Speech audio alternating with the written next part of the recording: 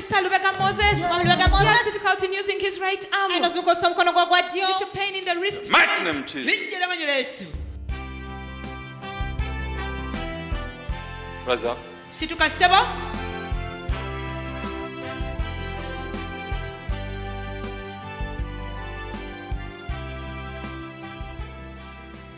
He's now stretching the arms. Hallelujah. Thank you, Jesus.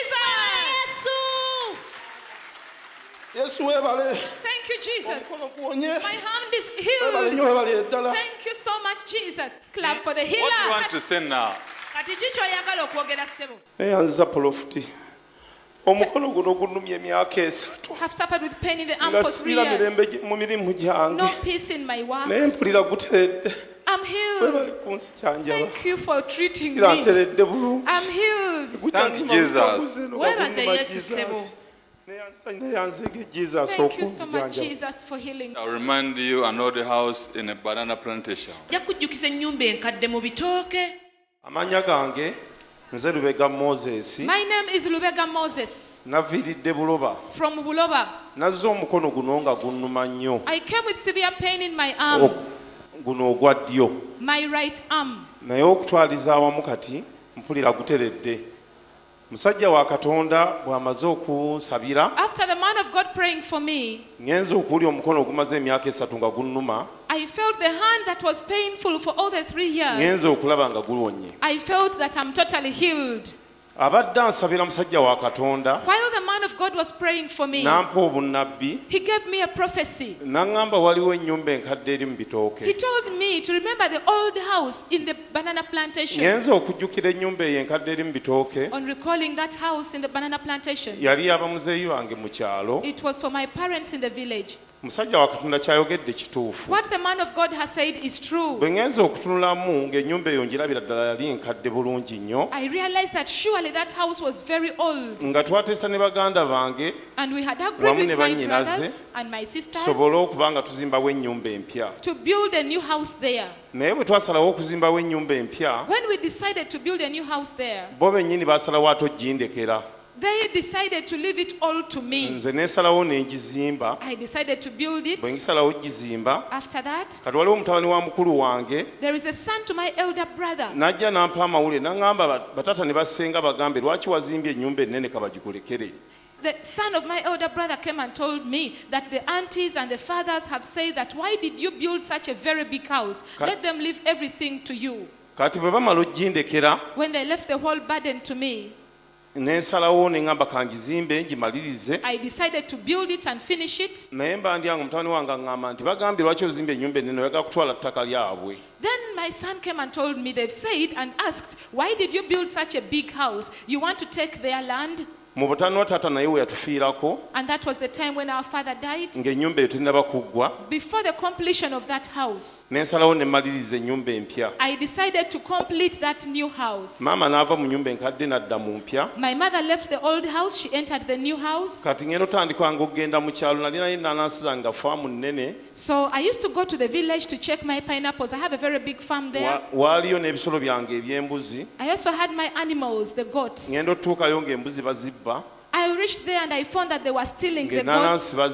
They were stealing the pineapples. Amatooke bagatema. They were cutting the bananas. Nensalawo ne ŋŋamba yi lwaki mumbonyaabonya. I said, why are you making me suffer? Kyavamu nagenda okulaba nga ntandika okufuna obuvune bw'omukono guno. Later on I developed this pain in the arm. Nga n'omutima gugenda gufa okugenda mu kyalo. I even felt that I no longer had the love to go to the village. Era ngenda okumala okukakkana nga baganda bange. Later on, my brothers and sisters, nga buli omu alabika ng'eyalaga essanyu nga sikyalinnya mu kyalo.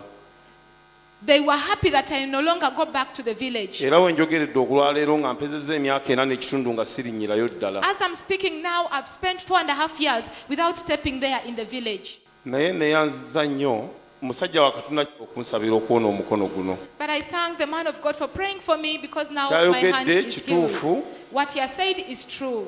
But before you reach the home, naye nga tonnatuuka mu maka ago, there is a friendly place you first reach. waliwo ekifo awali mikwano gyo w'osookera. Can I warn you that you go straight to the home? Nyinza okukulabula ssebo nti bw'oba ogenze ogendenga butereevu waka. Musajja wa Katonda antegeddewo. kyoyogedde kituufu. Man of God, what you have said is true. I know that place.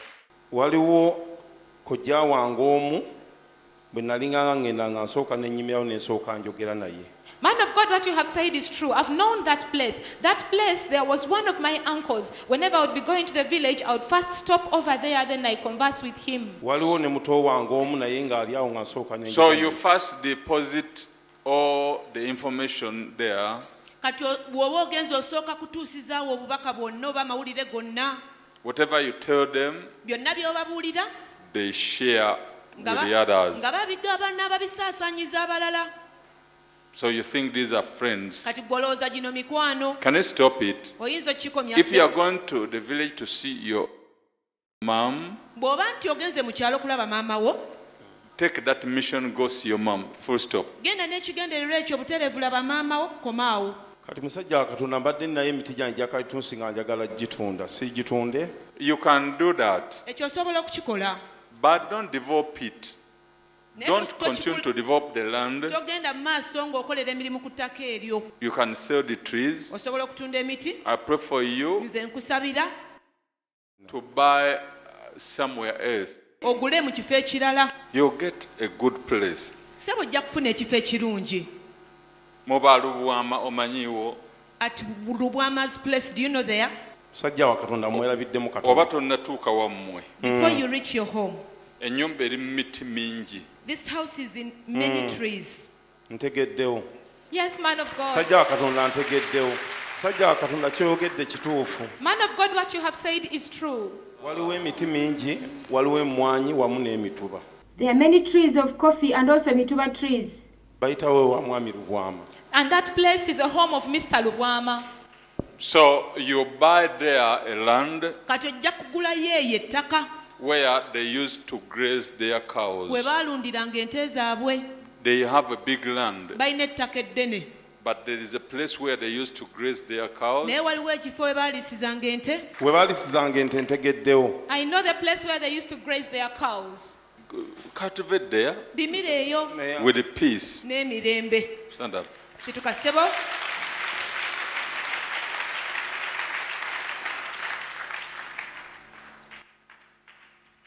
Clap for Jesus. Yesu mu ngalo. The name of Jesus. Linnya lya Yesu. By the blood of Jesus. N'omusaayi gwa Yesu. There is a last funeral rites you people took, Waliwo olumbe bantu mmwe lwe mwayabya and things didn't go well. era ebintu tebyagenda bulungi. From that time, Kuva mu kiseera ekyo things are not going well with you. ebintu tebikugendera bulungi mukulu Wilson. Nze Kyaligonza Wilson My name's ava e Nabingola Mubende. I'm Chaligonza Wilson from Nabingola Mubende. Ddala musajja wa Katonda nabbi abadde ansabira n'agamba nti waliwo ebitaagenda bulungi mu kwabya olumbe. When the man of God was praying for me, he gave me a prophecy and he told me that during the last funeral rites, some things did not go well. Omusajja wa Katonda kyayogedde kituufu. Twali twabya olumbe lwa maama wange n'abaali basemintinga entaana abasajja babiri ne bazirika. Kati omu yagwa ku ntaana omulala n'agwa mu kalitunsi. What the man of Ne God bazirika. What the man of God has said is true. We were performing the last funeral rites of my mother, and the people who were there to build the grave fainted, both of them. One of them fell on the grave, and the other one fell on the side, but they both fainted. Kati nze okuva olwo ne ntandika okulwala ne ŋŋendako mu ddwaliro ne bagamba bulusera n'olubuto n'omutwe. So for me, ever since that time, I started falling sick. When I went to the hospital, they told me I have brucella, stomach pain, and headache. Ne bajjanjaba okumala emyaka 2 ne guno gujwa byagaana okuwona. They treated me for a period of 2 years, but up to today, I've never got my healing. N'olwekyo omusajja wa Katonda ky'oyogedde kituufu ddala bwe kyali. Therefore, man of God, what you have said is true. That is what happened.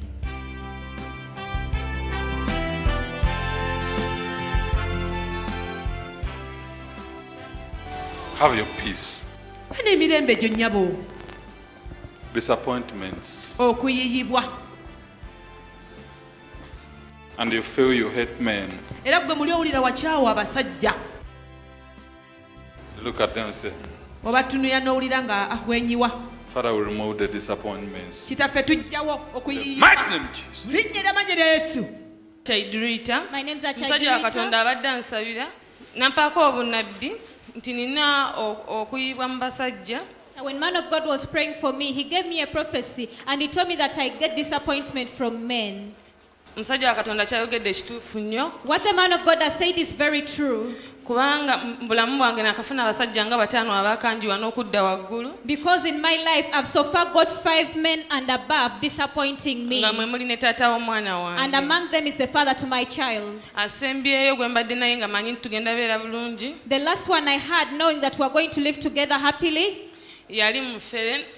was a con man. N'anziba ebintu byange. He stole all my property. N'agenda nabyo n'andeka nga sirina kye nnina. He went with it all and left me with Kati nothing. okuva ku olwo ne nsalawo ne nkyawa abasajja. And ever since that time, I hated men. Ne ngamba Mukama nnyambe wenfuna omulimu omulungi nja kubeerawo na mwana wange mwerabirire nzekka. And I said, if God gives me a good job, I will live with my child and I take care of my child Era buli alone. musajja nkwana ne mugana nanneesibako nga mugambirawo amazima nze sirina love. So every man who dates me now and they cling to me, I tell them point blank that I no longer have love. Bw'annemerako When they insist and cling on me, nange ntwala muli mu mutima n'ekikosa nti baagala nnyo okunkozesa ne bansuula nange kamukozese musuulewo sikyayagala basajja. I say it in my heart that because men have been disappointing me, let me also use him and disappoint him and dump him like the men have been dumping me. So omusajja wa Katonda kyayogedde kituufu nnyo. Therefore, what the man of God has said is very true.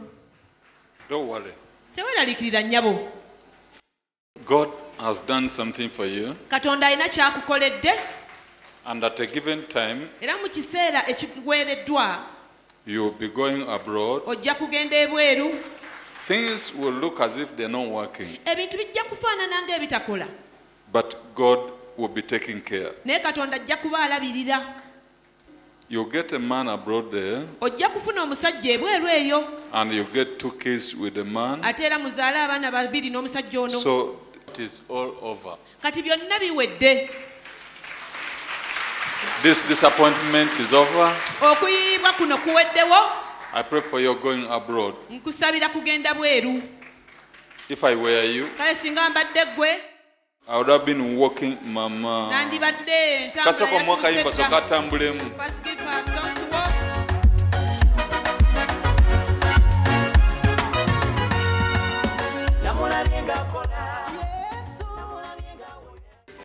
What is it?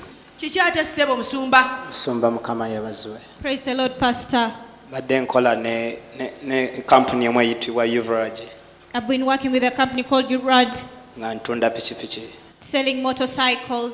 naye okuva mu Gwekumi But ever since the month of November, contract ne bampa gundi nga baŋŋamba nti omulimo gwange gukomyawo. they gave me a termination of my contract. There is a place you people went. Naye waliwo ekifo bantu mmwe gye mwagenda. There was a kitchen. Ekifo kino kye twogerako kwaliko effumbiro. I said, no, even if it is a kitchen, we shall clean it. Noga nti ne wali bafumbiro tujja ddirongoosa. We just need a place. Ffe twagala bwagazi kifo. Ganda Mukama yeebazibwe. Amannya gange nze Maganda Fred. Praise the Lord. My name is Maganda Fred. Omusajja wa Katonda wabadde ansabira ampadde obunabbi. While the man of God was praying for me, he gave me a prophecy. Twanoonya ekifo ekirabika ng'effumbiro okuba nga tukirongoosa tubeere nga tusulamu. Ekifo ekyo kituufu omusajja wa Katonda kyayogedde. What man of God said is true because he talked about a certain place like a kitchen where we wanted to clean up that we may sleep there. It is true. We looked out for a place and this place was like a kitchen, so we wanted to clean it up so that we use it to stay there. Era ekifo ekyo kyali kya muganda wange. And that place was for my brother. Twali nga sente zituweddeko ez'okupangisa. We had failed to get money for rent. Muganda wange oyo n'antwala ewuwe ne mukyala wange. My brother took me to his home and I went with my wife. Era ekifo ekyo baali bafumbiramu. And that was a kitchen they were cooking from there. Twali nga batulabirira buli mu kintu kyonna waka. They were taking care of us in everything at home. Naye ne wabeerawo olugambo wakati wa mukyala wange ne mukyala wa muganda wange. But there was a rumor between my wife and the wife of my brother, Okwaleeta okutabukana. which brought about a wrangle and misunderstanding. Ne batabuka ne bayomba. They quarreled. bagamba tebatuwa mmere tebatulabirira saying they don't give us food, they don't take care of us. era bayomba kiro They quarreled in the night. good enough nenfuna omulimu nga wayisewo ennaku ntono After a few days, I got a job, ne tuba nga tuvaawo so we left that place. era twavaayo nga tetukwataganye We left when we are not in one accord. omusajja wa katonda kyayogedde kituufu What man of God said is true. Everything was going on well. kati mukuluwire buli kimu kyali kigenda bulungi But I want to remind you about the road issue.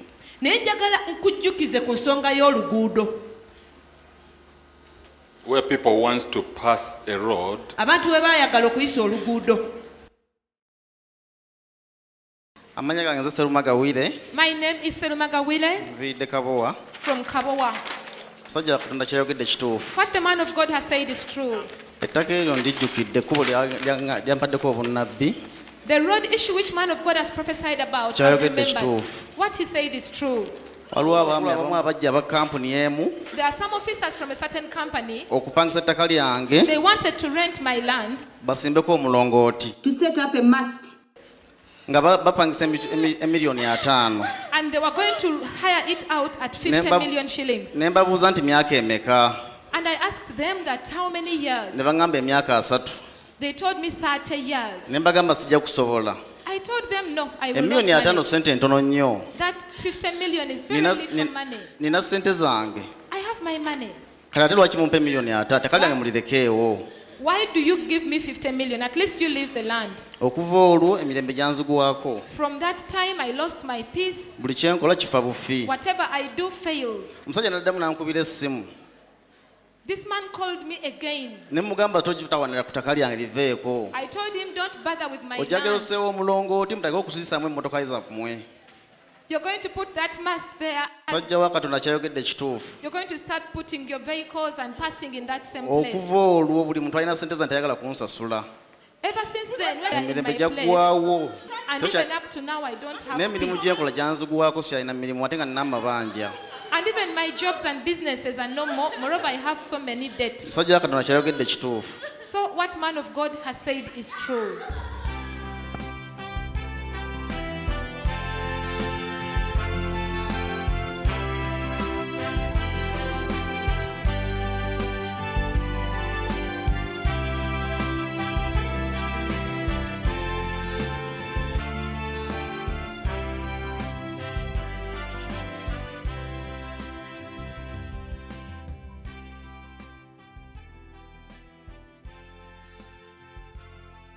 Prayer for Lady Irene with a headache for 9 years. Chala Irene yasabira omutwe ogumuluma nnyo okumala emyaka 9 Together with dizziness for 9 years. ana ne kamungulizo okumala emyaka 9 open your mouth.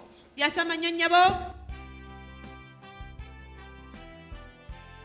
Be free in Jesus' name. beera wa ddembe mu linnya erya yesu ekibadde kisinga okumalako emirembe omutwe gwannemesa n'okusoma sirina kyenyinza kwekolera ne weefuna omulimu nnaku 3 mba nga naguvuddeko mbeera wa maama wange naye sirina kyenyinza kwekolera. What was troubling me most is the persistent headache. Because of it, I failed to study. I cannot do any work. If I get any job, I leave it in 3 days. I stay at my mother's. Okay, how are you feeling now? kati owulira otya nnyabo Siguwulira. I do not feel the headache anymore. clap for jesus Katwira Yesu mu ngalo. Weebale Yesu. Thank you, Weebale Jesus. Yesu. Weebale Yesu. Thank you, Jesus. You get confused as if you want to run mad. ng'otabukatabuka buli kimu kisazibwamu era mulina owulira nga ayagala okugwa eddalu Musumbe mabegako mweno wiiki nali mpulira ng'ensi entamye nga njagala kugula butwa kwetta oba afuna akambe neesale naye waliwo mukwano gwange saakimubuulira naye yali nga ntegedde oba mpulaninga kwetta kwe kuŋŋamba njijje wano. Pastor, sometime back this week, I felt that I was so fed up of this world and I wanted to buy poison to poison myself to die or even cut myself on the nerve so that I can die. But I have a friend of mine, as if this friend of mine had known my plan of committing suicide. She told me to come and be prayed for here. Only 22 years, myaka 22 gyokka this world has no justice. ensi eno terina bwenkanya Now you are free. oli wa ddembe Thank nnyabo you, Lord. Weebale nnyo But Yesu. you have been dreaming a woman. naye obadde oloota omukazi ng'asibye ekitambala ku mutwe bw'ati. tying a veil on her head. Amanya gange nze Kyomuhendo Irene. My name is Kyomuhendo Irene. Musajja wa Katonda kyayogedde ekituufu, ntera okuloota omukyalo oyo nga mulaba yeesibye ekintu ku mutwe naye nga sisobola mulaba mu feesi. What the man of God has said is true. Olumu ng'ayimiridde kasonda naye nga ali mu bya black.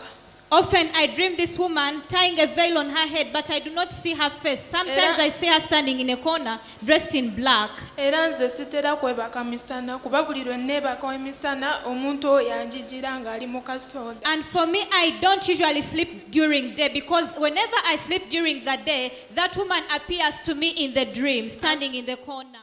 Open your mouth. Yasama nnyonnyabo. From today, Okuva leero it is over. biwedde. Don't compose song for Jesus. Genda oyize Yesu akayimba. Nzijukira Mukama gye yanzija samanya nti ne wano ndituukawo. Naye olw'ekisa kye n'amaanyi taata nfudde omuwanguzi. Nzijukira mu luli nga banvuma nti masikini kusuma. Eyo Yesu gye yanzija seekana ntuusa n'abanangira. Mwebaze ntya naye Mukama weebale kungabirira. Luno luyimba nduyimidde ggwe ssebo nkulage kinosiima. Omukwano gwa Yesu obungi.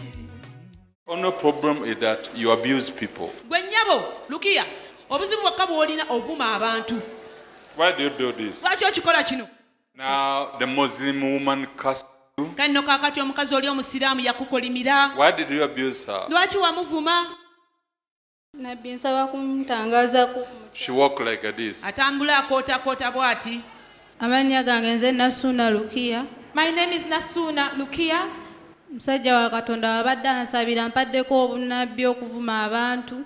While the man of God was praying for me, he gave me a prophecy that I abuse people. Obunnabbi obwo butuufu. That prophecy is very true. Nali nkyabeera ewa muganda wange Ezana. When I was still living with my sister in Izana, waalingawo Ajati gwangambye omukyalo omusiraamu. there was a Hajati whom the man of God prophesied about, the Muslim Musajja wa woman. Katonda ombuuziza ku mukyalo omusiraamu. Man of God, you asked me about a Muslim woman. That prophecy is true. Omukyalo oyo yandabanga n'aŋŋamba mwana ggwe lwaki weeyisawo otyo nga neeyisa ng'omulungi nga manyi ndi mulungi. This woman told me, but young girl, why are you behaving like that? Because I used to behave proudly, seeing myself that I'm so beautiful. N'aŋŋamba mbuno n'olabika otya bwe banaaba wayiseewo emyaka ng'etaano mu maaso. After 5 years or 5 years ahead, how will you look like after 5 years? Namutunuulira bubi omukyalo oyo Hajati nga ŋŋamba. I looked at her in a very bad way during that time when Hajat was talking to me. Namuvumisa maaso naye nga saamuvuma mu bigambo, kumuvuma kuyomba naye. Though I did not abuse her verbally using words, but the way I looked at her, I demeaned her using my eyes, and then I insulted and abused her using my eyes. Kati ebiseera bwe byayitawo nina emyaka 5 gye yaŋŋamba olibeera otya mu myaka 5, amaaso gange gaali malungi nga ndi mulungi mu feesi. Amaaso gange gatandika okunsiiwa gajja gokka. After the 5 years, my eyes, which were beautiful, started itching me. Ne galwala. Is it itching now? Kati gakusiiwa. Nedda kati tegali kunsiiwa naye gabadde gansiiwa okumala emyaka 3. My eyes were itching for 3 years, but now they are no longer itching. Nfukamidde wano mu maaso ga church. Nsaba Yesu ansonyiwe. I asked Jesus to forgive me, ansaasire okuvuma abantu. to have mercy on me for abusing people. Nsuubiza Yesu sigenda kuddamu kuvuma abantu. I promise Jesus that I will never abuse people again. Sigenda kuddamu kuyisaamu bantu maaso. I will never despise people again. Yesu nsaba onsaasire olw'obulokozi bw'omwoyo gwange. Jesus, have mercy upon me for the salvation of my soul.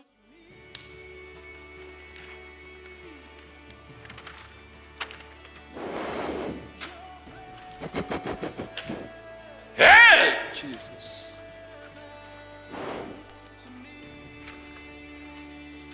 Today is your day to be delivered. All you need to do is to have faith in God. Come here, come here, come here. Jangwano. You want to fight? Oyagala kulwana. Have fire for you. Nina omuliro gwo. Come on! Fuluma.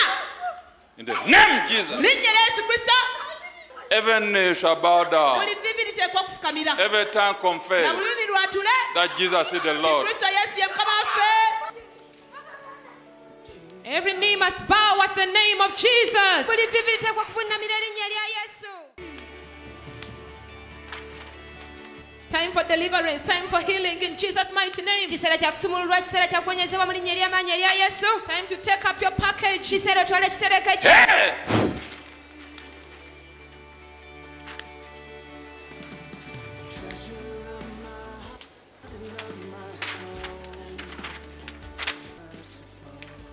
Hey, Jesus.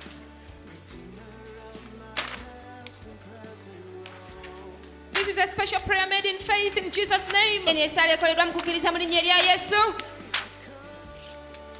For you to have your miracle. ofune ekyamagero kyo All for the glory of God the Father. olw'ekitiibwa kya katonda kitaffe.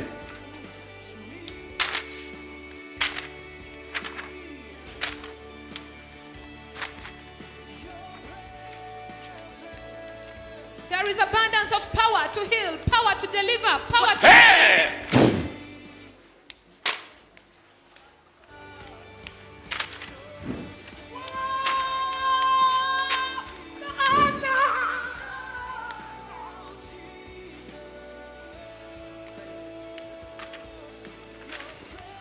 More deliverance is going on in Jesus' mighty name.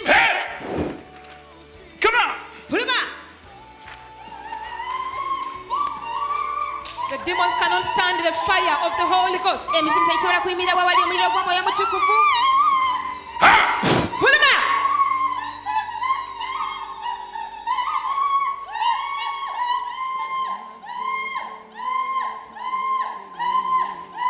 Go. genda. Thank you, Jesus. webale nnyo yesu.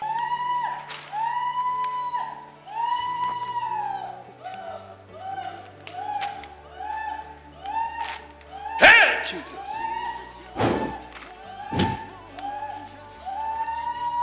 Come on. puluma. Maybe Rita with bad dreams is being delivered. tayari talota ebirooto ebyasumululwa.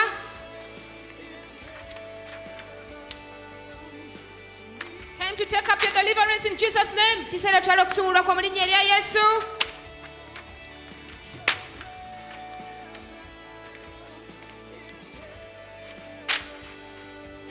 Jesus paid the price on the cross at Calvary for your breakthrough. yesu yasasula omutango olw'okusumululwa kwo.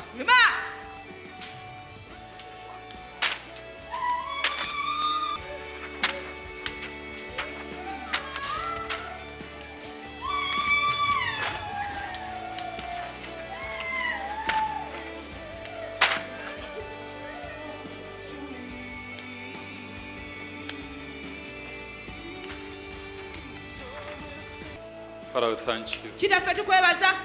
Demon, I destroy you in Jesus' name. mwe emizimu mbazikiriza mu linnya erya yesu. Come back no more. temumuddiranga nate. Go forever. mugende mirembe na mirembe. Say, go! bagambye mugende.